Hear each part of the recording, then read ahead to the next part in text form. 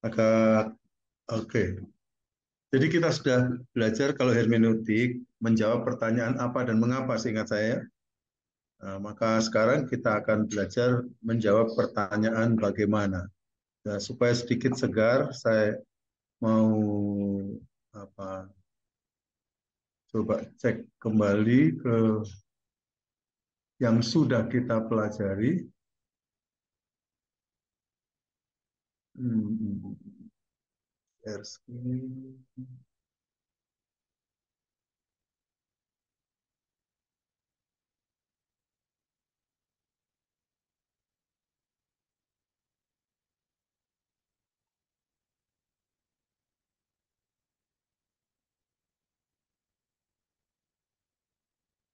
Bisa dilihat ya, saudara. Saya harap bisa dilihat dengan baik. Bisa? Kelihatan, Pak. Oke, ya. Jadi kita sudah belajar tentang hermeneutik dari pertanyaan apa, katanya dari hermeneu. eh, Kita kenal dalam Alkitab ada Dewa Hermes, sehingga hermeneutik berarti ilmu yang mempelajari tentang prinsip-prinsip dan proses-proses penafsiran Alkitab. Nah, tujuannya adalah dengan menerapkan prinsip-prinsip dan proses-proses penafsiran Alkitab yang benar, maka kita akan mendapatkan pengertian yang jelas dari teks yang kita baca. Itu yang penting. Ya. Tujuannya mendapatkan pengertian yang jelas dari teks. Jangan terlalu tertarik untuk mencari pengertian yang misalnya unik dari suatu teks yang begitu menarik, tapi kalau itu tidak jelas, berarti kita tidak dapat menerapkan.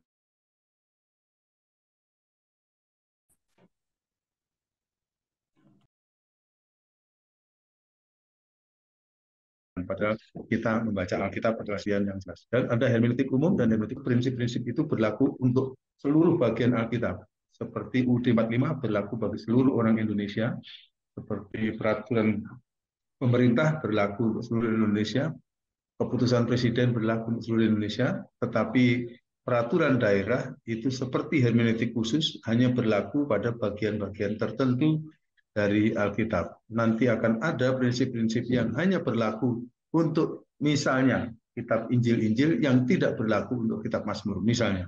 Itu berarti hermeneutik khusus. Ya. Nah, kita sudah menjawab pertanyaan yang kedua yaitu mengapa? Mengapa kita perlu mempelajari hermeneutik? Padahal hermeneutik itu tujuannya adalah untuk mendapatkan pengertian yang jelas. Kalau kita menerapkan prinsip-prinsip ya, dan cara-cara prosesnya itu setelah ini diikuti, terus mestinya kita mendapatkan pengertian yang jelas. Namun ternyata pengertian yang jelas dari suatu teks itu kadang-kadang atau malah sebagian orang sering tidak didapatkan hanya dengan baca saja. Kita baca, tapi kita tidak jelas. Karena itu kita perlu hermeneutik. Mengapa sih kok kita baca saja kok tidak jelas? Ada dua alasan. Karena setiap pembaca ternyata secara otomatis selalu punya kecenderungan untuk menafsir. Sehingga untuk mendapatkan pengertian yang jelas itu yang objektif, pasti firman Tuhan itu tidak berlaku beda-beda untuk semua orang. Pastinya harus mempunyai maksud yang sama untuk semua orang. Karena kalau maksudnya beda-beda berarti kan Tuhan nggak jelas akhirnya. Tapi pengertian maksudnya mestinya firman Tuhan itu punya pengertian yang dimengerti sama oleh semua orang. Nah, nyatanya para pembaca itu setiap kali membaca selalu menafsirkan apa yang dia bacanya. Karena itu kita perlu atur orang-orang kita dengan aturan-aturan supaya kita tidak menafsirkan atau memahami teks itu semau kita sendiri. Yang kedua, sifat dari firman Tuhan yang kita baca ada ganda, double, yaitu firman Tuhan itu kebenarannya kekal, namun muncul pada waktu tertentu sehingga kata-katanya, budayanya itu sebenarnya muncul dari budaya itu. Dan tanpa memahami budaya pada waktu munculnya firman itu, ada potensi kita tidak jelas dengan teks firman Tuhan. Ya. Nah, setelah kita mengerti apa itu hermeneutik dan mengapa kita perlu belajar hermeneutik, kita sudah diyakinkan itu, sampailah kita kepada pertanyaan yang ketiga, ya, yaitu bagaimana. Ya. Bagaimana cara melakukannya? Yang pertama-tama adalah lakukanlah hermeneutik umum dan hermeneutik khusus. Ya otomatis ya, lakukan prinsip-prinsip dan proses-proses yang berlaku untuk seluruh Alkitab.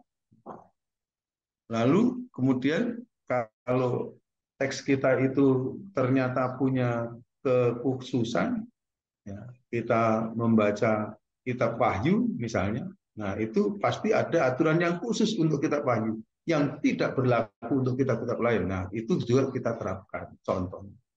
Nah ternyata saudara kita disuruh melakukan hermeneutik umum dan hermeneutik khusus, maka pada waktu kita mau melakukan hermeneutik umum artinya lakukan prinsip-prinsip yang berlaku secara umum untuk seluruh bagian Alkitab. Kita harus melakukan dua hal ini, yaitu yang disebut dengan eksegesis dan eksposisi. Kata ini akan kita pakai terus-menerus karena inilah yang sebenarnya merupakan hermeneutik umum. Secara umum pada bagian manapun dari Alkitab, kalau saudara dan saya mau atau ingin mendapatkan pengertian yang jelas dari teks itu, maka kita harus melakukan eksegesis dan eksposisi. Nah, ini dua kata yang asing bagi kita. Sehingga kita perlu bertanya, apa sih eksegesis itu? Eksegesis adalah usaha untuk mengeluarkan maksud yang mula-mula dari suatu teks yang kita baca. Maksud mula-mula dari teks yang kita baca. Jadi, misalnya kita membaca kitab 1 Petrus 5 ayat 3 gitu. Maka kita mau bertanya, apa arti teks itu pada waktu Petrus menulis pertama kali dulu dan pada waktu pembaca mula-mulanya mendapatkan surat itu, apa yang mereka pahami? Itu yang harus kita cari, maksud mula-mula dari teks tersebut. Saya kira kita sudah membahas mengenai maksud ini ya. Yang kita cari bukan apa yang dikatakan, tapi yang dimaksudkan. Karena kadang-kadang yang dikatakan itu yang dimaksudkan, tetapi kadang-kadang apa yang dikatakan belum tentu yang dimaksudkan. Tetapi yang selalu kita cari adalah yang dimaksudkan, karena itulah yang dipahami oleh para pembaca mula-mula dulu. Jadi eksegesis itu dengan kata lain, kita mau pergi ke zaman ketika teks itu dulu ditulis pertama kali, diterima, dibaca oleh orang-orang pembaca pertama. Apa yang mereka pahami? Nah, itu namanya adalah eksegesis. Usaha untuk mengeluarkan maksud itu. Nah, yang tidak boleh dilakukan oleh kita adalah eisogesis. Apa eisogesis? Eisogesis adalah berarti kalau X itu keluar, jadi mengeluarkan. Kalau eis itu masuk ke dalam. Berarti kalau eisogesis adalah kita memasukkan maksud yang kita tahu atau yang kita mengerti ke dalam teks. Jadi berarti ada usaha pemaksaan. Saya membaca teks ini, saya mengertinya begini, kamu harus tunduk kepada saya bahwa maksudmu adalah begini. Nah, itu adalah kesombongan pembaca. Kesombongan pembaca. Saya baca teks ini, saya mengertinya begini. Ya sudah, ini teks harus berarti begini. Itu kesombongan pembaca. Semua pembaca Alkitab yang benar adalah pembaca Alkitab yang rendah hati. Dengan rendah hati kita bertanya, teks, kamu dulu maksudnya mula-mula apa ya? Hei penulis pertama, apa yang kamu maksudkan ketika kamu menulis kata-kata ini dulu kepada penerima pertama dari kitabmu itu? Hei penerima kitab pertama-tama, apa yang kamu mengerti dari penulis pertama itu pada waktu kamu terima, kamu baca teks ini gitu. Nah, itu adalah namanya eksegesis. Dengan rendah hati kita berusaha untuk mengeluarkan maksud yang mula-mula. Ya, mengeluarkan, bukan eis, bukan memasukkan maksud kita ke dalamnya. Itu adalah larangan keras untuk melakukan eisogesis itu larangan keras. Dan orang-orang kadang-kadang melakukan itu. Kita jangan begitu. Setiap kali kita ditanyai orang, Pak, apa sih maksudnya teks ini? Oh ya, coba kita tanya dulu ya. Dulu pada waktu pertama kali teks ini muncul artinya apa? Nah, itu adalah eksegesis. Nah, sedangkan kalau eksposisi itu apa? Eksposisi itu arti yang sudah maksud yang sudah kita dapatkan dari eksegesis itu kita terapkan kepada zaman kita sekarang. Itu eksposisi, diekspos kepada zaman kita. Namun saya minta ini sangat diperhatikan kata-kata yang mau saya lakukan. Saya katakan berikutnya ini. Eksposisi yang benar adalah eksposisi yang didasarkan atas eksekusi. Eksposisi yang benar tidak boleh meninggalkan eksegesis, tapi harus ditumpukan di atas maksud mula-mula dari teks itu. Mengapa demikian? Karena penulis itu pasti tidak mau kalau maksudnya dia diselewengkan kepada maksud yang lain ketika dia menulis. Pembaca mula-mula juga yang memahami maksud penulis itu juga tidak mau diselewengkan. Bahkan saya mau bicara yang lebih serius lagi, waktu Roh Kudus mengurapi penulis itu, maksudnya adalah itu. Roh Kudus yang sama tidak mungkin mengubahkan maksud itu menjadi maksud yang lain. Kalau begitu berarti dia menentang dirinya sendiri. Jadi sekalipun eksposisi adalah usaha untuk mengekspos, untuk mencari penerapan dari maksud dari teks itu yang mula-mula, tapi tidak boleh eksposisi ini merupakan usaha yang dilepaskan dari eksegesis. Dengan kata lain berarti tidak bisa orang akan melakukan eksposisi terlepas dari eksegesis atau orang melakukan eksposisi dulu baru cari eksegesisnya. Namun demikian, yang sebenarnya kita butuhkan bukan maksud eksegesis. Karena maksud eksegesis adalah maksud mula-mula dari teks itu. Yang kita butuhkan adalah maksud firman Tuhan itu bagi kita sekarang, orang kita hidup pada zaman sekarang. Nah, itu dia apa yang akan mengikat pengertian dari teks itu yang adalah sama bagi penerima mula-mula dulu dan bagi kita sekarang, yaitu kita harus mendapatkan maksud yang kekal dari teks itu. Maksud yang kekal dari teks itu yang harus kita cari tahu. Sehingga dengan mencari maksud yang kekal dari teks itu, berarti maksud teks itu pada waktu itu, dengan maksud teks ini pada waktu sekarang, mestinya ada kesamaan atau keserupaan, karena itu maksudnya yang kekal. Jadi kita akhirnya coba memahami maksud itu, menemukan maksud yang kekal dari teks yang sedang kita baca. Nah, saya lupa apakah saya pernah mengajak saudara-saudara untuk mencoba membaca satu teks, lalu kemudian saya mengajak saudara-saudara untuk mencoba melihat di situ sebenarnya ada maksud eksegesis dan ada maksud eksposisi, ada makna eksposisinya. Pernahkah saudara-saudara saya ajak untuk mencoba membaca kitab atau surat 1 Korintus pasal 11?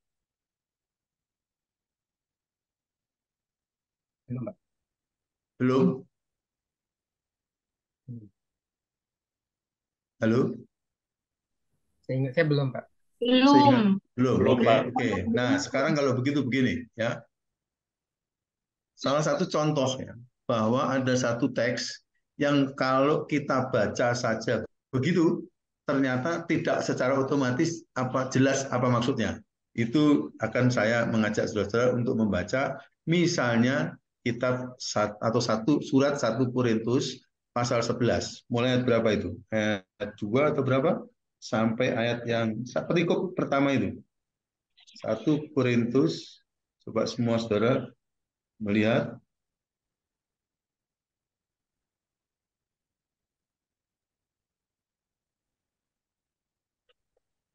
mulai ayat 2 ya sampai ayat yang ke-16 ya.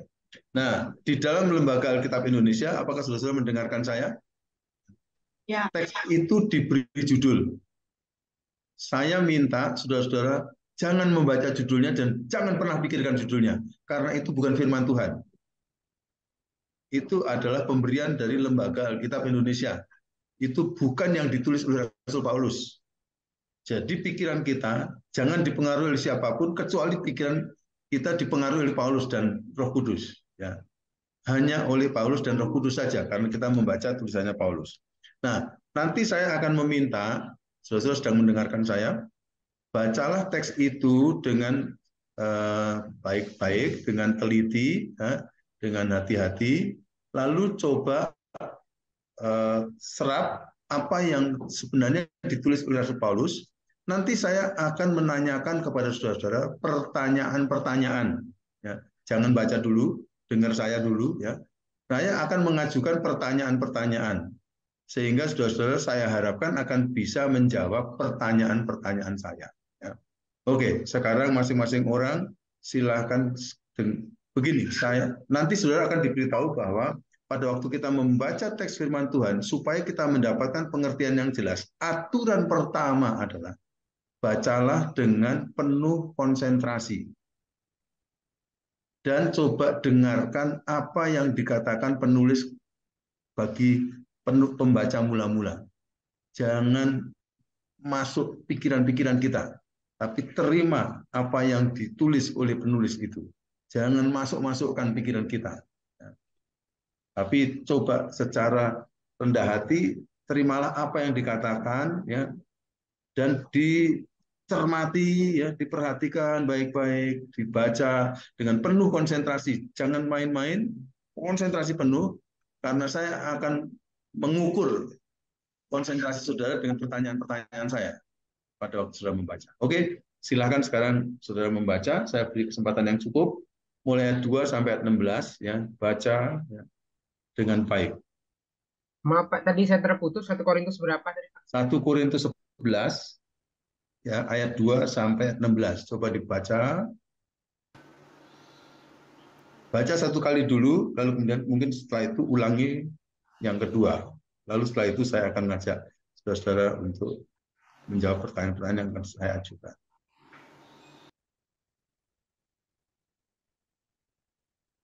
Mungkin kasih saya 1 detik komentar.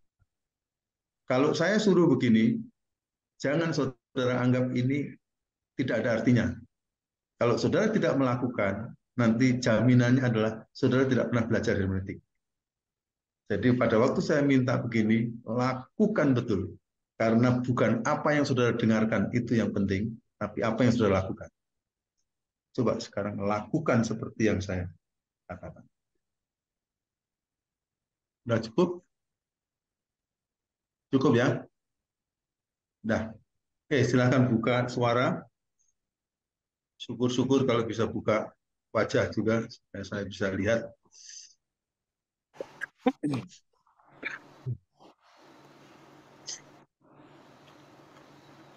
Saya mau bertanya pertanyaan ini dan silakan saudara-saudara akan memberikan jawabannya. Ya, saya memberi masukan siapa ya? Atas nama Ivan. Iya, Pak. Oke ya. Kalau boleh sebenarnya andai kata mungkin ya, andai kata mungkin bisakah menghadap ke sinar yang masuk. Jangan membelakangi sinar. Oh ya, bentar, Pak. Sinar, kelihatannya dari sini amat sangat hitam. Wajah menghadap ke sinar, nanti akan kelihatan wajahnya. Ya.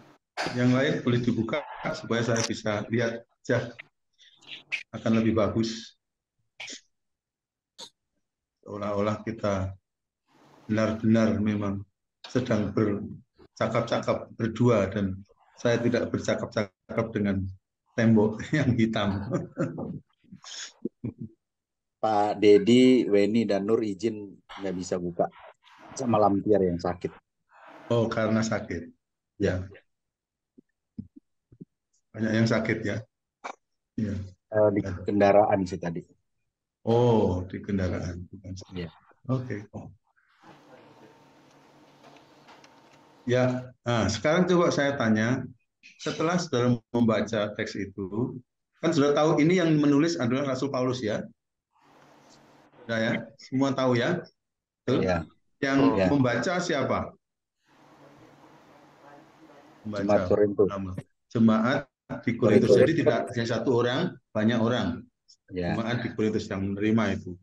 Lalu, saudara, apakah Paulus pada waktu itu mempertanyakan sesuatu kepada mereka untuk mempertanyakan sesuatu kepada mereka untuk dijawab, atau Paulus sedang menasihati mereka untuk mempraktekkan sesuatu? Apa yang dilakukan Paulus? Menasehati mereka supaya melakukan sesuatu. Oke, yang kedua ya. Menasehati. Oke, sekarang. Nah, saya bertanya, apa yang dinasihatkan Paulus ya, kepada mereka tentang hal apa? Tentangnya, tentang hal apa? Pakai kerudung, Pak. Oke. Tentang peran perempuan, tentang peran laki-laki, fungsi laki-laki dan perempuan. Apa ya, komposisi, apa ya, susunan ya, tatanan laki-laki dan perempuan di dalam pelayanan. Liturgi. Oke. Tentang laki-laki sebagai imam. Oke, ada laki-laki tentang imam, ada peran laki-laki, perempuan dan sebagainya. Lebih tinggi. Oke. Nah, saudara-saudara telah berlatih, telah berlatih untuk membaca, tetapi tidak membiarkan penulis untuk berbicara, tetapi saudara mau berbicara. Mohon maaf, ketika kita mengatakan peran imam dan sebagainya, saya bertanya, di teks tadi ada kata imam atau tidak? Tidak ada. Tidak ada sama sekali. Nah, itu adalah praktek memasukkan pengertian kita ke sana. Ya. Jadi jangan melakukan begitu. Nah, tadi ada orang yang menjawab pertama kepada saya tentang kerudung. Apa? Kerudung apa? Tentang kerudung perempuan. Kepala wanita, betul? Ya. Tentang kerudung kepala wanita. Itu jawabannya betul. Karena itu yang ditulis oleh teks. Mengerti ya? Nah, kita ini sudah pintar sekali sehingga ketika kita membaca, kadang-kadang kita baca dan kemudian kita ini yang tentang ini adalah ini. Seolah-olah Paulus ngomong itu, padahal Paulus nggak ngomong itu. Apa yang diomongkan Paulus tentang kerudung kepala wanita, betul ya? Jadi mari kita tahan diri untuk tidak mengucapkan pendapat kita, tapi kita mengatakan apa yang teks katakan. Semakin saudara-saudara taat untuk melakukan itu, semakin bagus. Karena cukup sering sekarang ini ada orang-orang yang membaca teks, lalu kemudian diomongkan, ini teksnya begitu. Padahal teks itu nggak ngomong itu sama sekali. Jadi itu sebenarnya bukan teks, tapi pendapat kita tentang teks. Itu bukan eksegesis. Eksegesis adalah mengeluarkan maksudnya. Nah, ini adalah belum tentu tentang maksud, tetapi tentang topik apa yang dibahas. Saya ajak saudara untuk mulai biasakan untuk biar dia yang berbicara, bukan saya yang berbicara. Ngerti ya? Nah, mulut saya pakai untuk menjadi mulutnya dia untuk mengucapkan apa yang dia katakan. Itu adalah eksegesis. Latihan ini penting sekali. Karena sudah terlalu banyak ayat-ayat didistorsi oleh pengertian manusia yang membacanya. Oke, ya. Lalu yang ketiga pertanyaannya. Waktu sudah membaca, kelihatannya Paulus membahas tentang kerudung kepala wanita itu sedang ada persoalan atau baik-baik saja? Ada persoalan, Pak. Ada persoalan. Ada persoalan tentang pemakaian kerudung kepala wanita. Coba berikan kepada saya, saudara sinyalir Ini disinyalir, sinyalemen, hanya dari tanda-tanda. Apa persoalannya dari ini persoalan yang terjadi pada para wanita Korintus berarti ya? Betul ya? Betul kan? Iya, Pak. Iya. Nasihat Paulus dari 1 Korintus pasal 11 tadi ditujukan kepada para wanita atau kepada para laki-laki? Para wanita, Pak. Para wanita sudah jelas ya. Jadi persoalannya para wanita Korintus ya. Coba beritahukan kepada saya apa yang saudara baca dan ada sinyalemen, ada tanda-tanda persoalannya itu kenapa sih? Ada wanita yang berdoa pakai kerudung, tapi ada juga yang tidak. Oke, yang berpersoalan, yang menjadi persoalan, yang pakai kerudung atau yang tidak pakai kerudung? Yang tidak pakai berarti. Tidak pakai kerudung. Oke ya, semua saudara-saudara setuju ya dengan semua ini? Inilah cara kita membaca teks. Sehingga kita membiarkan teks berbicara kepada kita, bukan kita berbicara kepada teks. Pertanyaan-pertanyaan yang saya ajukan tadi menuntun saya untuk meyakinkan apakah saya betul-betul mendengarkan teks berbicara kepada saya atau tidak. Jadi kita, apakah semua sepakat bahwa kita seperti merasakan bahwa di antara para wanita di Korintus yang pada waktu ibadah itu ternyata tidak memakai kerudung kepala wanita. Iya. Apa yang saya ucapkan ini apakah benar dari teks? Benar. Iya, Pak. Benar. Betul ya? Benar. Iya, Pak. Nah, bahwa mereka para wanita tidak memakai kerudung kepala pada waktu ibadah, itu dipandang oleh Paulus sebagai perwakilan Tuhan, Rasul Tuhan, sebagai tindakan yang benar atau salah? Salah. Satu orang yang ngomong. Salah, Pak. Salah.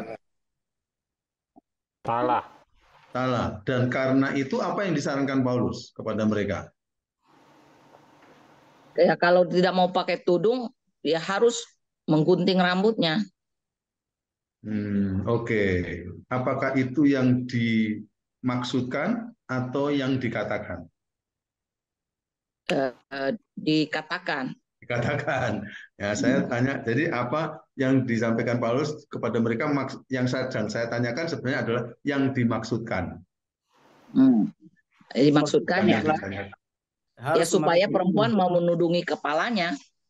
Ya, jadi nasihat Paulus ini kalau dibunyikan berarti, hai para wanita, kamu kalau beribadah harus pakai tudung kepala. Apakah benar saya katakan begitu? Ya, benar. Oke. Semua sepakat? Sepakat. Karena saudara, saya mau kasih tahu ya, latihan ini sangat penting. Ya. Karena kalau saudara tidak jelas dari lapis ke lapisnya, nanti di situ persoalannya ketika kita menerapkan pada teks yang lain. Belajarlah untuk membuka lapis-lapisnya seperti begini, sehingga akhirnya kita sama sekali tidak ada usaha pemaksaan. Saya mau pakai kata keras, pemerkosaan maksud kepada firman Tuhan. Tidak boleh sama sekali firman Tuhan diperkosa oleh maksud kita. Izinkan Tuhan berbicara kepada kita dari teks itu. Dan kita harus jadi pendengar yang baik terhadap teks ini. Itu adalah orang yang paling berhasil dalam mempelajari firman. Kalau dia mau menjadi pendengar yang netral, yang tidak memaksakan apa yang dia mau kepada dari firman itu. Ya, oke ya. Jadi faktanya ditemukan oleh Paulus, didengarkan oleh Paulus dari kabar-kabar yang diberitahukan pada dia, bahwa sebagian orang Korintus, para wanitanya kalau ibadah tidak pakai tudung.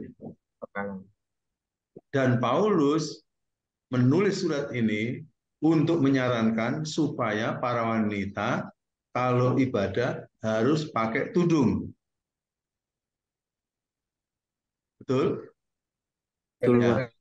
Nah, apakah saudara-saudara membaca dari teks itu kira-kira atau saudara-saudara merasakan dari teks itu, kenapa sih kok para wanita itu kalau ibadah harus pakai tudung?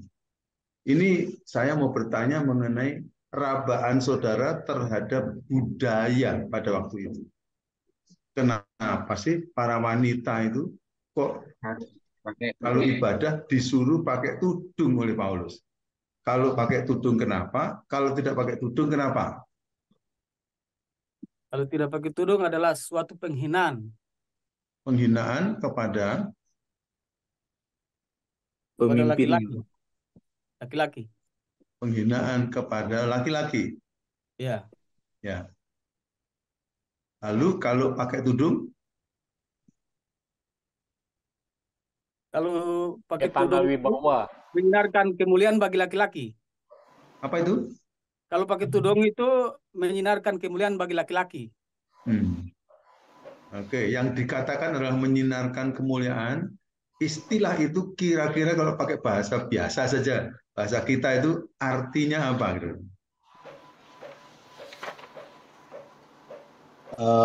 Menghormati atau memuliakan suami kali ya. Yes, siapa yang jawab?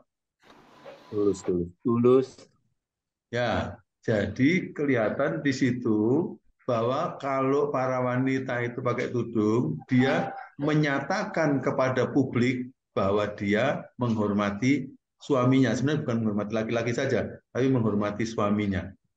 Itu yang kelihatan ada dinyatakan oleh firman Tuhan itu. Nah, saudara-saudara mulai merasa sekarang ya bahwa dengan membaca teks ini saya memang agak sedikit menuntun ya bahwa ternyata hal memakai tudung itu pada zaman itu ternyata punya makna tersendiri dalam masyarakat pada waktu itu. Yang coba saya tanyakan kepada saudara sekarang, apakah makna tersebut masih ada pada zaman kita ini di Indonesia? Masih, Pak. Di mana? Untuk Yang Muslim. yang Muslim, Pak, Islam, Pak. Mereka. Muslim. Yang Muslim, saudara-saudara tahu apa namanya? Dan yang Katolik mungkin, Pak. Ortodok juga, Katolik Ortodok. Oke, saya tanya, apakah saudara tahu doktrinnya Muslim bahwa wanita pakai tudung itu artinya menghormati suami? Tidak. Enggak.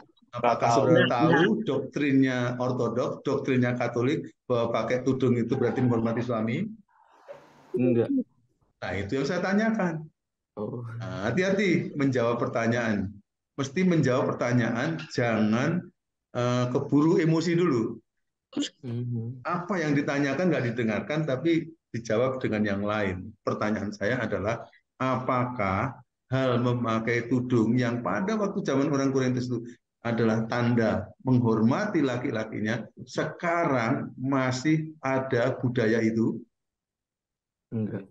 Tidak ada. Orang Muslim tidak memakai tudung karena mereka menyatakan kepada umum saya menghormati laki-laki. Bukan. Iya. Bukan. Tapi itu menutupi rasa yang tidak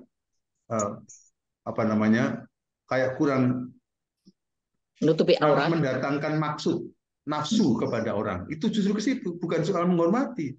Jadi beda. Orang-orang Katolik wanitanya pakai kerudung, maksudnya apa? Tanyakan dulu ke sana. Dan saya memang belum pernah sama sekali mendengar bahwa tanda itu maksudnya menghormati laki-laki atau menghormati suami terutama ya. Karena yang memakai para Katolik itu justru para suster yang tidak bersuami. Jadi tidak ada kait-mengkait dengan kebudayaan Korintus. Paham ya saudara ya? Nah, saudara dapatkan maksud tadi yang katanya orang mereka itu kalau memakai kudung itu berarti mereka menghormati suaminya. Kalau tidak memakai tudung berarti mereka tidak menghormati suaminya. Dari ayat mana? Kan harus ada landasannya. Dari ayat yang mana? Ayat 5 ya, salah Ayat satunya. 4, Pak, ayat 4. Silahkan dibaca yang mana? Tiap laki-laki yang berdoa atau bernubuat dengan kepala yang sorry, salah ya. Salah. Ayat Ya, jadi lima. memang kita 5, harus 5, 5. hati-hati ya. Hati-hati. 5, 5, Supaya 5. jangan. Oke, ayat berapa? Ayat 5. 5. 5, silahkan dibaca. Satu orang. Tetapi tiap-tiap perempuan yang berdoa atau bernubuat dengan kepala yang tidak bertudung menghina kepalanya, sebab ia sama dengan perempuan yang dicukur rambutnya. Oke, Sebab ini kan dikatakan oleh teks menghina kepalanya. Kenapa kita mengatakan tadi kok menghina suaminya? Kan kepalanya. Di ayat 3 tadi. Karena kepala Oke, perempuan wanita adalah laki-laki, Pak. Di sebentar. ayat 3. Ayat berapa? ayat 7, Ayat 3 dikatakan ayat 7. Oh, bukan, justru tadi Ayat sudah 7. dijawab. Bukankah ayat 3 justru yang mengatakan? Iya, ayat 3. Kepala Ya. dari perempuan ialah Ya, laki-laki. tetapi aku mau supaya kamu tahu hal ini. Betul ya? Iya, Pak. Kepala dari tiap laki-laki ialah Kristus. Kepala dari perempuan ialah laki-laki. Laki-laki. Kepala dari Kristus ialah Allah. Allah. Ketika Paulus sudah mengatakan susunan kepala-kepala ini, baru dia ngomong ayat yang 5. Ya, dia menghina kepalanya, tidak terlepas dari ayat 3. Paham ya? Menghina kepalanya di situ punya pengertian menghina laki-lakinya. Laki-laki. Karena di situ di ayat 3 katakan kepala dari perempuan ialah laki-laki. Laki-laki. Laki-lakinya. Ngerti ya saudara ya? Kita tidak sedang mencocok-cocokan, tapi di situ sudah tertulis dengan nyata. Jadi sudah mendapatkan pengertian dari teks itu sendiri. Ternyata tidak memakai kerudung itu bagi jemaat di Korintus atau bagi kultur di Korintus, budaya di Korintus dulu punya pengertian tidak menghormati kepalanya. Dalam hal ini adalah laki-lakinya di ayat 3. Karena itu harus berwudu. Gitu ya. Oke, jadi itu tadi dikatakan ayat 7. Ayat 7 mengatakan apa?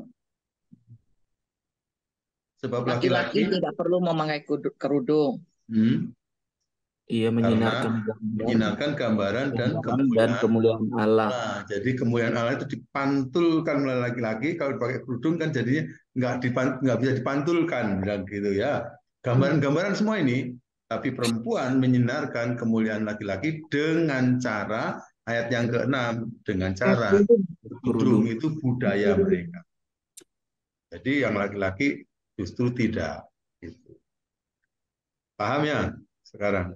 Jadi sekarang kita tahu teks itu mengatakan supaya para wanita di Korintus yang beribadah dengan tanpa memakai tudung kepala, mulai saat itu dan seterusnya akan memakai tudung kepala wanita pada waktu ibadah. Benar ya, yang dimaksudkan oleh Paulus kepada mereka untuk ditangkap adalah itu. Mengapa itu harus dipakai? Ternyata dari penjelasan Paulus kita mendapat tahu bahwa karena dengan begitu maka mereka sedang menunjukkan hormatnya kepada laki-laki. Mengapa sih kok itu dituntut oleh Rasul Paulus? Mungkin ini pertanyaan yang berikutnya. Jadi begitu, tiap kali kita baca dengan baik, lalu kita mulai bertanya pertanyaan-pertanyaan yang kritis yang ada dalam teks itu. Mengapa sih kok wanita dituntut harus memakai tudung kepala itu? Di luar jawaban yang sudah berikan kepada saya tadi. Nah, kalau mereka tetap saja mempraktekkan itu, coba dengarkan saya, apakah benar? Berarti orang-orang Korintus yang belum Kristen akan mempunyai pandangan bahwa, oh, ternyata sesudah kita jadi Kristen, ternyata dalam kekristenan itu tidak ada konsep bahwa istri harus menghormati suami. Yang ditangkap oleh masyarakat Korintus yang tidak jadi Kristen, karena dia melihat perbedaan, ya, bahwa ketika orang-orang wanita Korintus dan laki-laki jadi Kristen ini, ternyata wanitanya waktu ibadah tidak pakai kerudung, ngerti ya? Lalu akhirnya orang yang tidak jadi Kristen itu mempunyai pandangan bahwa, oh, Kristen ternyata mengajarkan bahwa wanita tidak perlu menghormati suami. Nah, pertanyaannya adalah, apakah benar kekristenan mengajarkan bahwa para istri tidak perlu menghormati suami? Pertanyaannya. Tidak.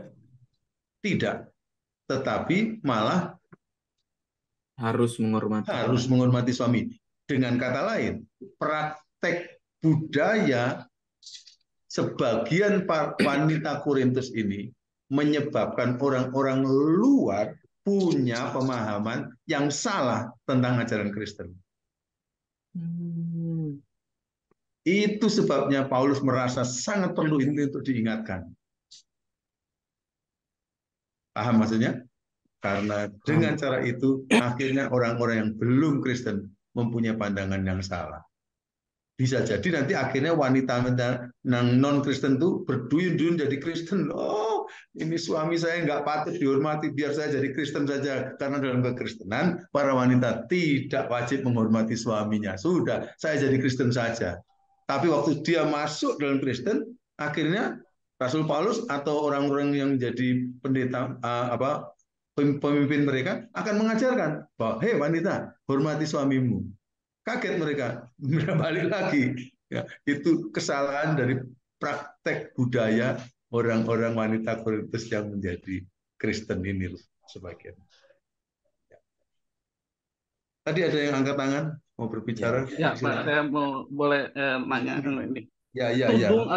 Tudung atau kerudung ini figuratif atau harfiah, Pak? Soalnya di ayat 15 disebut jika ia sebab rambut diberikan kepada perempuan untuk menjadi penudung. Begitu. Kan bisa diartikan tanpa dengan adanya kafeah pun, dengan kerudung pun, dengan adanya rambut panjang itu udah bertudung begitu, Pak. Ya.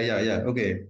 Pertanyaan amat sangat bagus dan pengamatan amat sangat bagus terhadap teks ya. Saya mau jawab lebih cepat saja dengan mengatakan tudung ini adalah tidak figuratif, tapi harfiah. Nah, diskusi tentang rambut panjang tadi ternyata itu muncul dari tidak pakai tudung ini.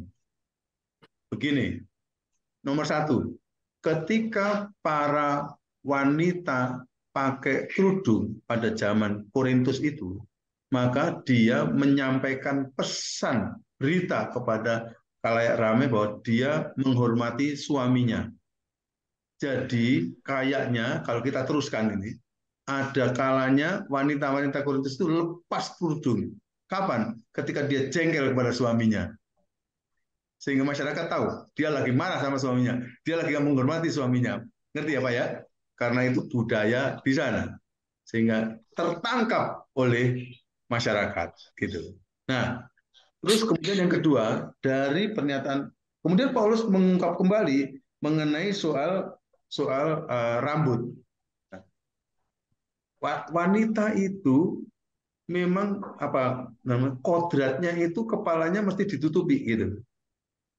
Apakah pakai kudung ataukah pakai rambut gitu. Nah, menariknya ketika Paulus menyatakan kalau kamu memang tidak mau berambut panjang, udah kamu potong aja rambutmu gitu. Menariknya yang di situ itu. Karena di sana itu Pak, semua wanita baik-baik itu rambutnya panjang. Hanya wanita tunasusila saja yang potong rambutnya pendek. Jadi pada zaman itu semua wanita rambutnya panjang. Semua wanita tunasusila rambutnya pendek. Itu jadi suatu sinisme kepada ungkapan. Kalau kamu memang tidak mau jadi orang terhormat gitu, udahlah, kamu cara berpakaiannya udah habis-habisan aja. Mungkin ini kalau pada zaman sekarang mungkin setara dengan mengatakan begini, kalau kamu memang nggak mau dinasihati kalau pakai pakaian, janganlah pakaiannya terlalu minim, bahkan ketat-ketat, sehingga orang nonton itu sudah terganggu pikirannya. Nah, sudahlah, lepas saja semua bajumu gitu, seperti gitu. Itu bahasa yang diungkapkan. Jadi ini soal lain di samping tudung, gitu. Bahwa kalau dia memakai rambut panjang saja dalam ibadah masih belum, tapi mesti pakai kerudung. Tetapi bahwa mereka punya budaya memandang rambut panjang dan rambut pendek itu memang ada juga mengkait dengan kehormatan, tapi kehormatan dirinya sendiri, tidak kaitan dengan menghormati suaminya.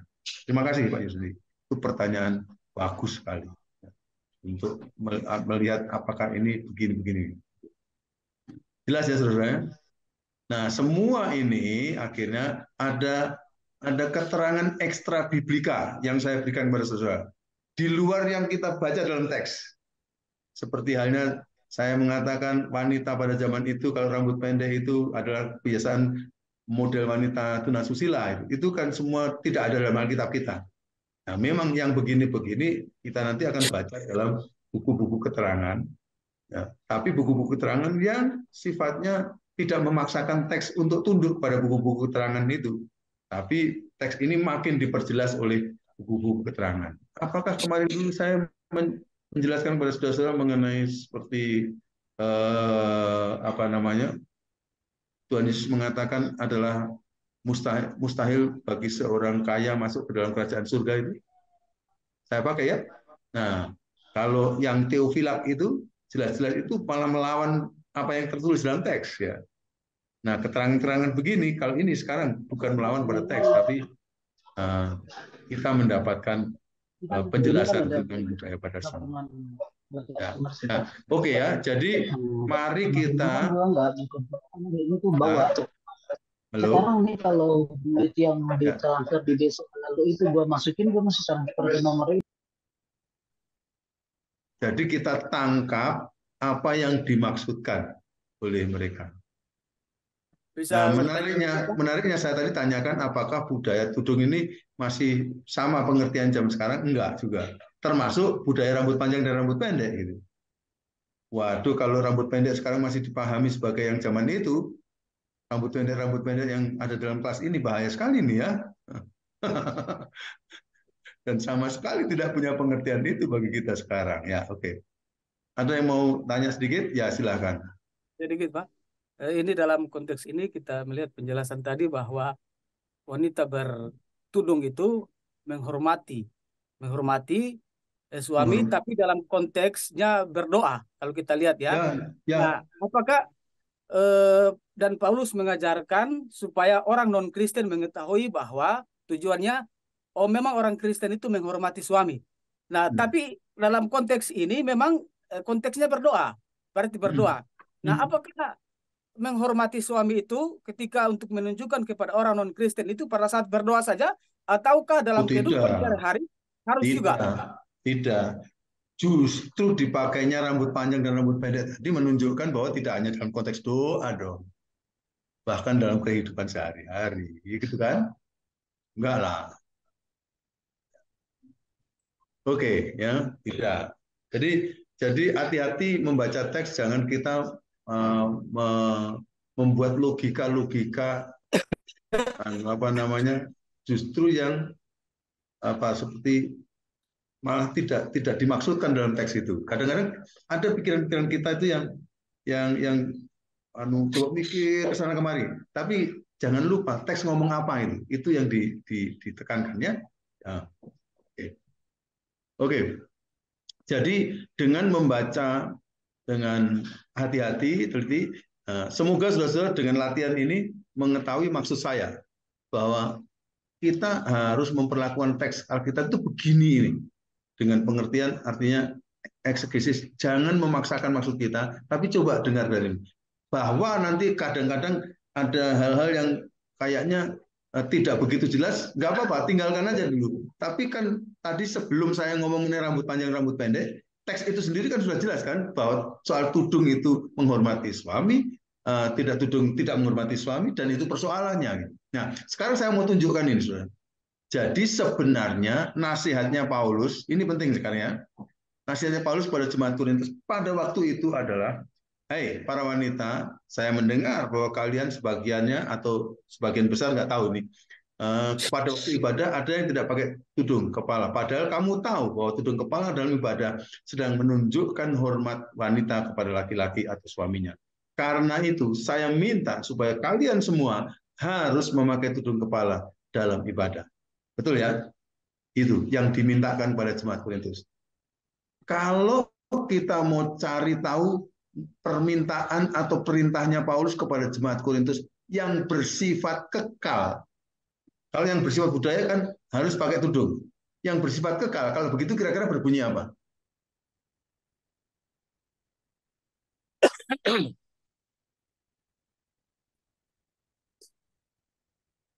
Tadi kalau yang pakailah tudung, itu kan bersifat budaya pada waktu itu. Kalau perintah ini atau permintaan ini kita jadikan suatu perintah atau permintaan yang bersifat kekal, bunyinya akan bilang apa? Bahwa wanita harus menghormati wanita Korintus, menghormati suami sebagai kepalanya. Ya, sebagai hormati suamimu sebagai kepala. Kata kepala itu sebenarnya pemimpin maksudnya, sebagai pemimpin dalam rumah tangga. Kira-kira begitu. Itu kekal kan? Ngerti ya? Iya, Pak. Nah, ini loh yang saya maksudkan tadi. Akhirnya kita akan mendapatkan maksud yang kekal dari teks itu. Kalau kita mendapatkan maksud dari teks itu masih dibungkus budaya pada waktu itu, lalu kita terapkan mentah-mentah ke sini, maka tidak ada artinya. Seluruh wanita dalam gereja kita suruh pakai tudung kepala pada waktu ibadah. Orang-orang non-Kristen akan ngomong apa? Oh, orang Kristen sekarang ikut-ikut Muslim gitu ya, begitu kan? Tidak ada pengertian menghormati suami, bukan? Iya, Pak. Nah, jadi malah salah tangkap. Karena itu bukan maksud yang kekal, itu maksud yang pada waktu itu sedang dibungkus oleh budaya tersebut. Ketika budaya itu kita kulitnya dilepas, maka ternyata isinya adalah Paulus mengembalikan firman Tuhan yang meminta supaya para istri menghormati suaminya sebagai kepala rumah tangga. Wujudnya pada zaman Korintus harus memakai tudung kepala. Paham ya? Nah, sekarang berarti yang menjadi firman Tuhan yang kekal yang saya katakan tadi, coba dengarkan ini. Proses ini penting sekali. Ini yang dinamakan eksegesis dan akusi. Kita bawa ke sini sekarang. Hei para wanita, hormatilah suamimu. Itu berubah nggak firman Tuhan sampai sekarang? Enggak. Tidak. Nah, sekarang sama-sama dengan Korintus dibungkus oleh budaya pada waktu itu, sekarang kita kalau namanya eksposisi itu diekspos, diterapkan pada zaman sekarang, carilah bungkusnya yang sepadan dengan bertudung kepala. Kira-kira apa pada zaman sekarang? Ya. Nah, mungkin sudah mengeksposisi ini tidak mudah, karena kita harus mikir, apa ya budaya sekarang yang menunjukkan bahwa kalau ini dilakukan, maka itu berarti masyarakat akan memahami bahwa, oh ini istri ini sedang menghormati suaminya loh. Nah, karena budaya itu biasanya bersifat waktuyah, dibatasi oleh waktu dan lokasi. Maka kadang-kadang pada waktu kita menerapkan bisa saja di Pulau Jawa bisa beda dengan di Pulau Sulawesi. Ngerti ya? Karena budayanya beda. Nah, saya sekarang mau coba beri contoh kepada saudara-saudara apa yang disebut dengan eksposisi dari 1 Korintus pasal 11 ini. Saya mikir sampai saya kemudian menemukan ini. Saya ini berasal dari kampung, saudara. Kampung di Blitar. Istri saya, Bu Esther, itu berasal dari Jakarta. Rumahnya dekat dengan Monas. Jadi sangat kota, saya sangat kampung. Lalu dipertemukanlah kami ya, di sekolah Alkitab di Sati. Waktu saya ketemu, saya sebagai dosen paling muda, Bu Esther sebagai mahasiswa paling tua. Saya 1,5 tahun lebih tua dari Bu Esther, tapi dia adalah mahasiswa paling tua. Dia sudah lulus IPB dengan sangat bagus prestasinya. Sebelum selesai bahkan dia sudah diminta untuk kerja di perusahaan yang dia bikinkan skripsinya untuk perusahaan itu, penelitian untuk dan sangat dibuat Tuhan berhasil, sehingga pada waktu dia dipanggil Tuhan, dia sebenarnya sedang joint venture dengan orang Korea menjalankan 3 perusahaan. Salah satunya adalah ekspor gaun pengantin ke Amerika, Jepang, dan Korea. Pegawainya sampai 1.300. Jadi sangat berhasil. Tapi Tuhan panggil dia masuk ke saat itu. Lalu dipertemukan dengan saya. Nah, dia dilahirkan, dibesarkan di Jakarta, kuliah juga di IPB Jakarta sama UI. Jadi saya dari kampung. Nah, ketika kami menikah, maka Bu Esther kan juga harus pergi ke kampung saya, ketemu dengan ayah ibu dan keluarga besar saya. Saya 9 bersaudara. Nah, beberapa hal kemudian mulai dia tanya, saya harus panggil apa sekarang ke kamu gitu. Ya kan? Kalau orang Jakarta kan lu, gue, oke. Di kampung ngerti ya? Nah, lalu di kampung akhirnya mulai ditanyakan saya harus panggil apa. Ya panggil saya, tapi panggil saya Mas atau apa, tapi jangan pernah panggil langsung nama saya. Karena kamu pernah jadi muridku, boleh saja panggil Pak Gadut, orang kampung akan menerima. Kalau mau keakraban, Mas Gadut, itu diterima. Tapi jangan pernah panggil Gadut gitu. Itu orang kampung saya akan punya paham bahwa kamu tidak menghormati suami. Paham maksud saya? Itu adalah budaya kampung saya. Nah, jadi sejak saat itu, maka Bu Esther selalu memanggil saya, tidak pernah nama saya. Dan supaya tidak keliru, maka itu dibiasakan di rumah. Jadi dimanapun, dia selalu memanggil saya dengan bagian depan. Tapi dia tidak pernah panggil saya Pendeta Gadut, itu nggak pernah dia. Dia nggak pernah panggil saya Dokter Gadut, itu nggak pernah. Saya bilang panggilan keakraban saja, tapi ada nuansa hormat. Nah, saya mulai melihat bahwa apa yang diterapkan oleh istri saya ini sepadan dengan perintah Rasul Paulus kepada jemaat di Korintus para wanita supaya memakai kerudung. Paham? Amin. Nah, itu loh saudara, maksudnya eksposisi itu.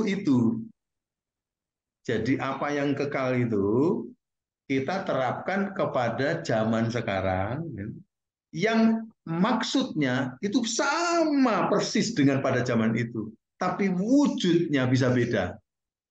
Paham ya?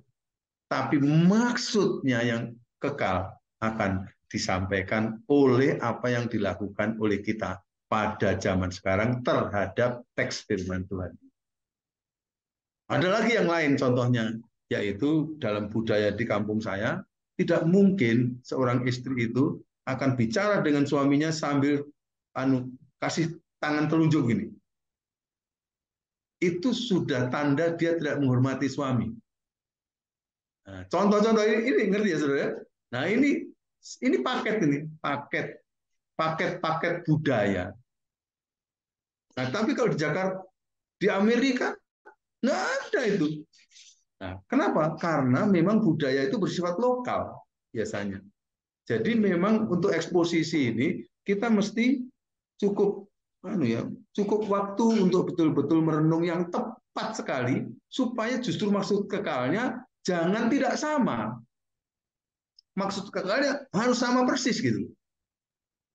Dengan yang itu. Karena itu firman Tuhan yang bersifat kekal.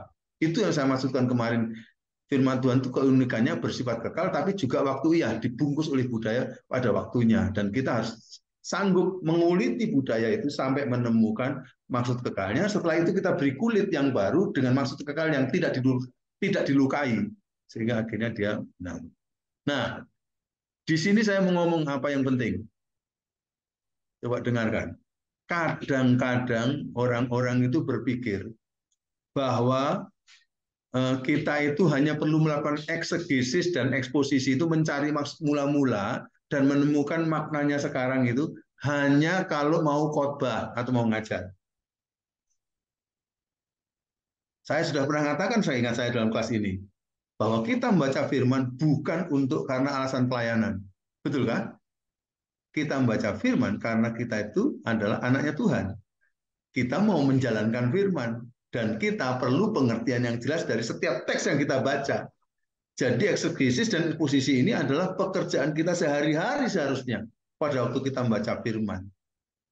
Selalu berpikir, kalau saudara-saudara betul-betul bisa menyadari bahwa ini kebenaran, itu saya sudah berhasil.